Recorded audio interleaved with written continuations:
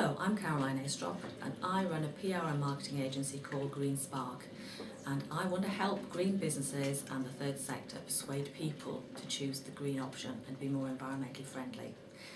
This is the last in our series of short videos looking at the psychology of green, trying to take an in-depth look at what persuades people to choose the greener option rather than the conventional route. Now, if you join me on the past few videos, you'll know that the groups that I'm describing are the outcomes of quite a lot of research that's taken place in the past couple of years, looking at people's reaction to the green message and what would make them pro-green. If you haven't seen those videos, don't worry, there's a link on this email to the others and you can catch up with those in your own time. Now, there are 4 groups and most consumers fall into one particular group. I mean, we might show the characteristics of a couple of them, but we tend to, as individuals, fit particularly into one group. And these groups have been called the advocates, the aspirationals, the practicals and the indifferents. And this week we'll look at the last of those groups, and those are the indifferents. Now, as the name suggests, the indifferents are really not interested in being environmentally friendly. Convenience is king for them. They're really looking for products and services that make their life easier. They're also very keen on individualism. They believe it's up to the individual to sort out their own lives. It's not the responsibility of governments or anybody else.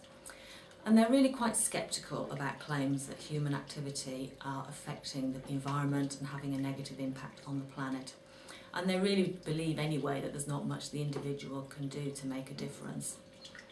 Their potential for influence is very low, but they are the second smallest group of the whole of the consumers that were studied, you might say, thankfully.